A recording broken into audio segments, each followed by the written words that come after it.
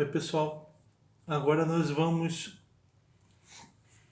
trazer o Heródoto a partir dessa edição que eu já mostrei. Estamos introduzindo o assunto. Vamos trazer as informações que estão na introdução, escrita pela professora Caroline Dewald, tá? Escreveu a introdução desse livro. Nós vamos fazer ainda alguns vídeos para dar conta dela. Heródoto nasceu... vou repetir algumas coisas que eu falei no vídeo anterior, mas vou dar um contexto maior da obra, as histórias, né? E também do autor. Ele nasceu em Halicarnasso, que era uma cidade grega, uma cidade dória, mas que tinha, por estar localizada na costa da Ásia Menor, ela tinha persas e um povo chamado cários vivendo ali, que faziam casamentos mútuos, né? Na família do Heródoto tinha persas, né? Ele teve até uma tia que lutou ao lado dos persas, né? Ele, logo após o fim das guerras persas, a família dele precisou se exilar, sair de Halicarnasso, e ele foi a oeste, em direção à Grécia. Viveu em Atenas, né? E na época de Péricles cresceu. Na época de Péricles ele tinha uma ideia, a ideia do pan-helenismo, né? Formar colônias gregas para aumentar o domínio grego, né? E também expandir a cultura grega. Heródoto participou de uma expedição colonizadora, mais ainda para o oeste, qual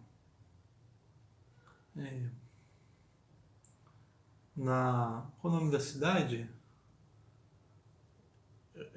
Pireu, né? Não é Pireu, né? Enfim, ele foi morar numa cidade que fica ali ao sul da Itália, né?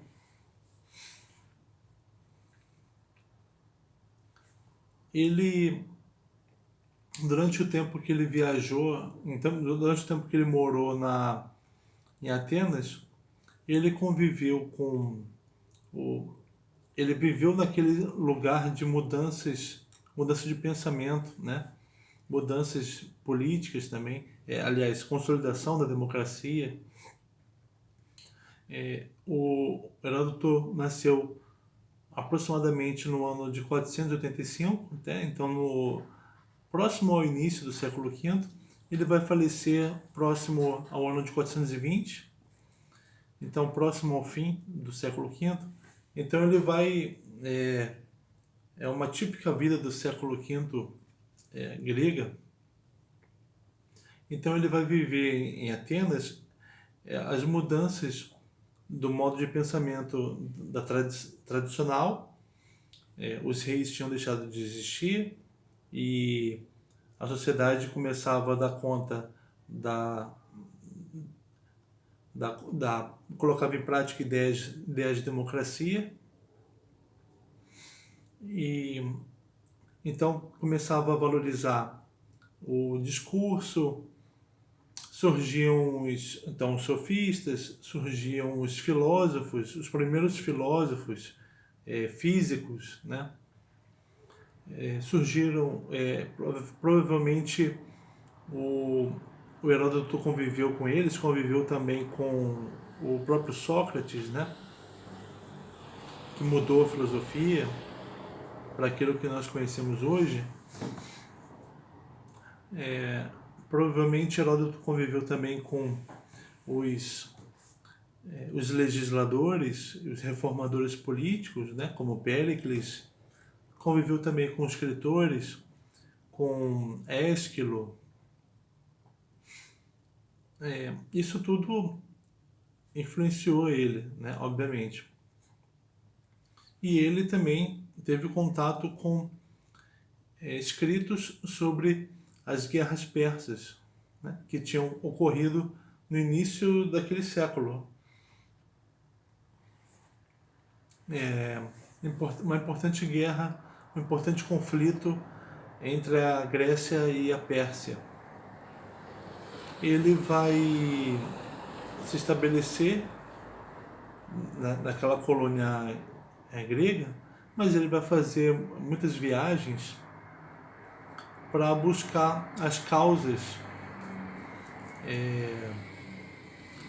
das guerras persas, né? O porquê existiram as guerras persas. Então ele vai viajar por territórios persas, territórios egípcios, territórios gregos, e vai conversar com muitas pessoas. Ele vai ouvir as histórias delas e também vai ver a cultura desses lugares para tentar entender o modo deles pensarem, principalmente os persas. Qual era o modo dos persas pensar que poderia explicar o porquê eles quiseram conquistar a Grécia, né, vindo para o oeste. Vocês lembram que teve um governante grego que, estando em conflito com Esparta, ele propôs um acordo aos persas, teve a brilhante ideia de propor um acordo ao rei persa, se não me engano o rei Creso, acho que foi o rei Creso. Ele propôs esse acordo oferecendo uma proteção a ele e querendo também uma proteção de volta, né? Ele oferecia ao rei Creso uma proteção contra as colônias persas que poderiam se revoltar, né? As colônias que estivessem mais próximas da Grécia. Em troca, ele queria uma proteção dos persas contra a Esparta, né? Que tinha um exército maior, né, no início. Aliás, Esparta sempre teve uma infantaria melhor do que a Atenas. Atenas era melhor, e vai ser melhor depois, durante as guerras persas, era melhor no mar. Os reis persas, o rei persa, Creso, que nunca tinha ouvido falar de Atenas, e por nunca ter ouvido falar, ele supõe que era um lugar muito pequeno, ele faz de conta que vai aceitar o acordo com os atenienses, mas ele vê que aí está uma oportunidade para enfim, entrar na Grécia e dominá-la, né? Dominando também os atenienses.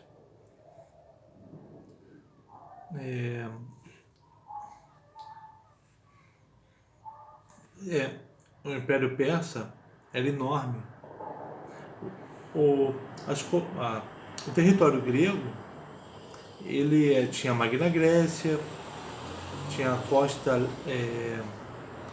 costa que dava para o mar Egeu, né? Da Ásia Menor, as ilhas ali do mar Egeu. Era principalmente esse o território grego. O território persa era muito maior, desconhecido pelos gregos, o tamanho, a imensidão do Império Persa no século V. O Império Persa ele pegava o Egito ao sul, né, ao sul da Grécia, e ia até a leste adentro, Ásia adentro, até a Índia, né? E ao norte pegando até a Trácia, né? Era um amplo território monstruoso, né? E você vê que esse território forma uma massa intimidadora que, se a Grécia soubesse, ela jamais teria proposto um acordo de proteção a eles, né? Esse monstro que poderia engolir a Grécia a qualquer momento. Então, a intenção dominadora dos persas, do rei persa, sobre os gregos, parecia sem chance de dar errado, né? Mas, contra as expectativas, inclusive dos gregos, eles conseguem expulsar, impedir a invasão, a dominação total da Grécia pelos persas, né? Esse é o final da guerra persa, das guerras persas.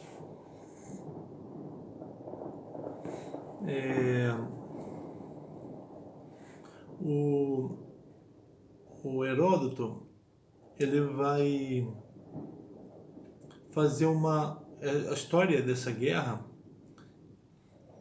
Ele que nasceu, as guerras persas foram entre 481 e 479 a.C., duraram 2 anos, né? E ele, quando ele nasceu, a guerra tinha acabado de começar, mas ele era pequeno quando a guerra terminou.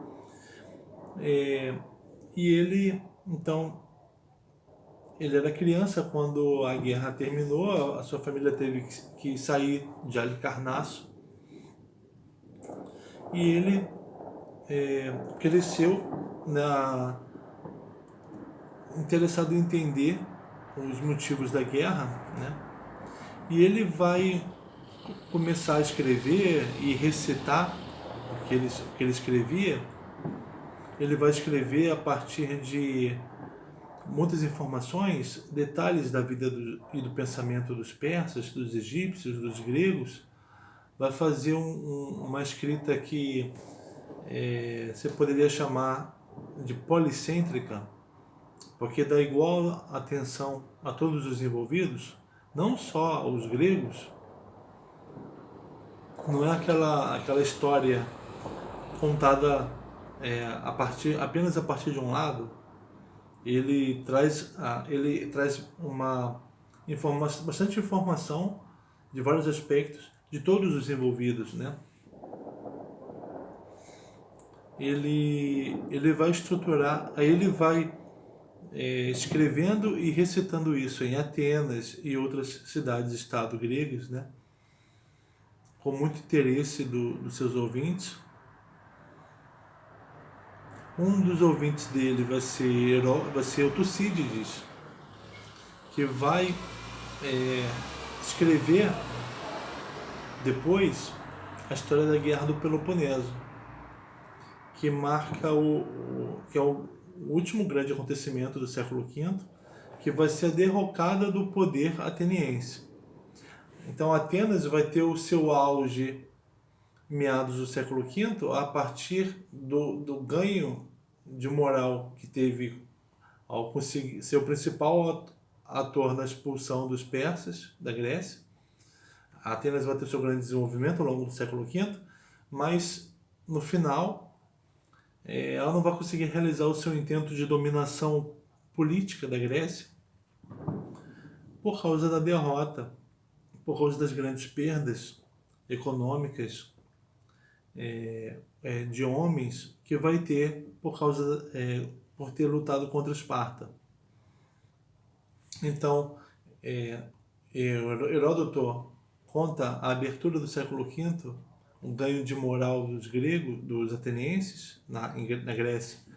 E Tucídides, aquele que assistiu os recitais do Heródoto, Tucídides vai contar o encerramento do século V, a derrocada do poder e da influência, da enormidade dos atenienses.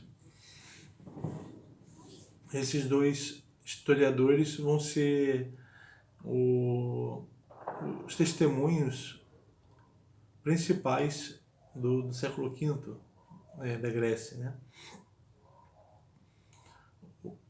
depois de recitar, o Heródoto e também vai ajudar aí a influência de pessoas que escreveram sobre as guerras persas, né? O Heródoto vai escrever então a sua obra, as histórias, né? E ele vai o percurso narrativo dele é assim, começa com o rei Creso, o seu domínio sobre as colônias gregas que ficam na Ásia Menor, né? A, a, ali as várias colônias gregas que ficam ali, por ali. O Heródoto vai começar por ele, depois vai falar do... vai falar que uma das colônias vai se revoltar, que é a Jônia, vai se revoltar contra os persas, contra Creso, e Atenas vai ajudar a Jônia. Creso então vai aproveitar para punir os atenienses e os gregos, né? O governo do Creso vai ser seguido pelo governo do Ciro, né? E também pelo filho dele, que vai ser um longo período de governo, o Cambises. E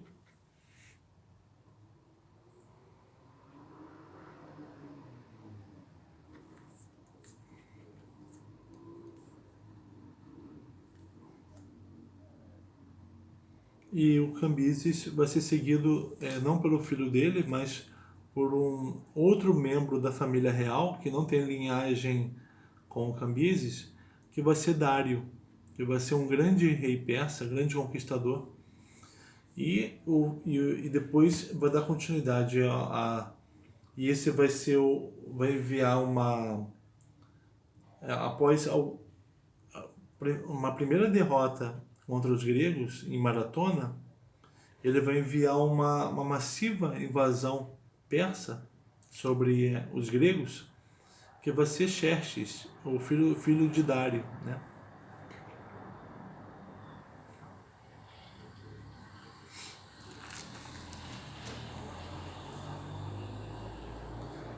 Aí os persas vão ter algumas vitórias,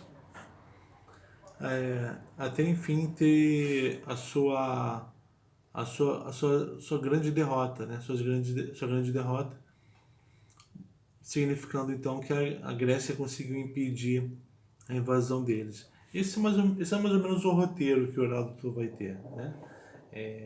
Vai falar bastante do Egito também, que vai ser dominado por Xerxes, né?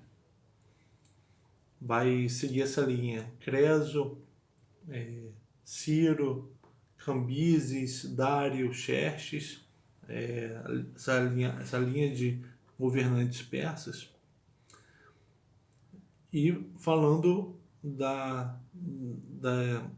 das campanhas principalmente de Dário e de Xerxes contra a Grécia, né?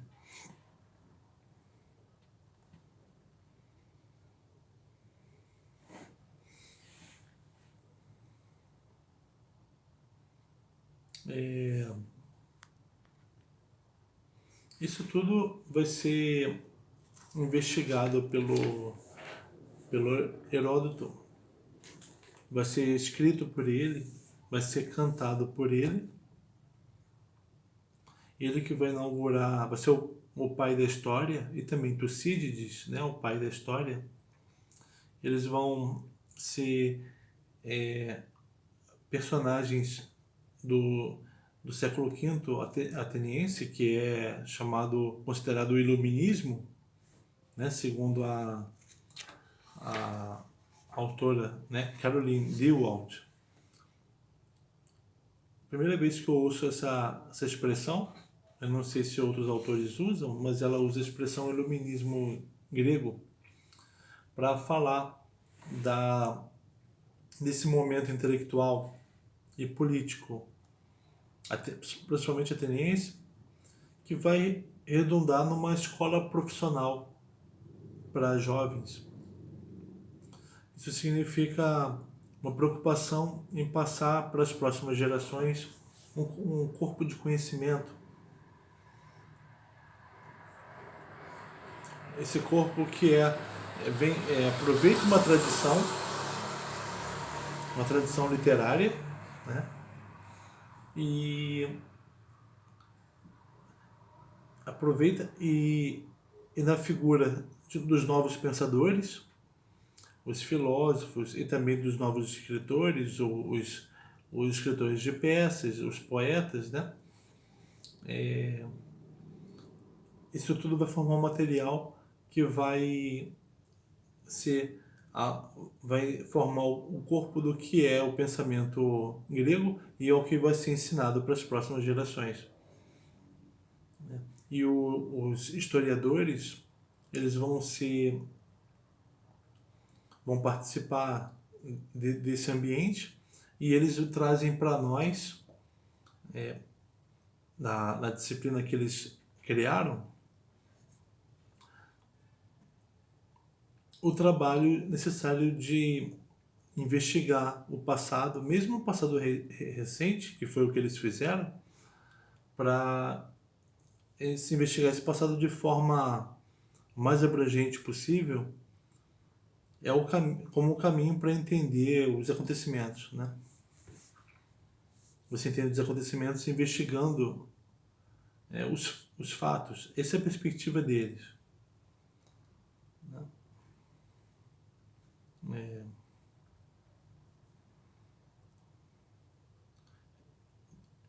Diferente de um relato mítico das origens da Grécia.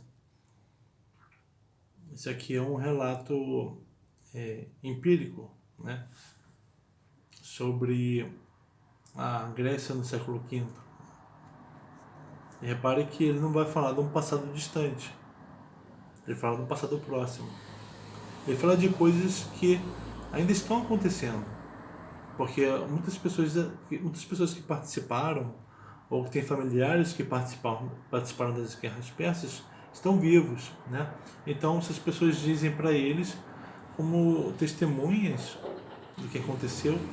Então a história aqui, ela fala de um passado não distante, porque isso é mítico, né? É dito pelos poetas, mas os historiadores inicialmente se preocupam com a história do que está acontecendo. A história surge como história do presente, né? Como aconteceu isso? Como aconteceu aconteceram essas grandes guerras, as guerras persas, né? Como foi possível isso de acontecer, né? Que isso acontecesse? Para nós nós hoje temos a história como um relato factual, né, do que aconteceu. Temos história antiga, por isso que estudamos a Grécia Antiga, mas tem histórias também sobre o passado recente.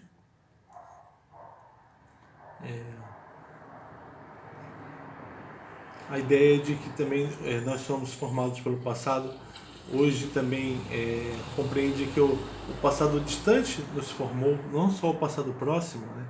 O passado distante é importante para entender quem nós somos, mesmo que por contraste,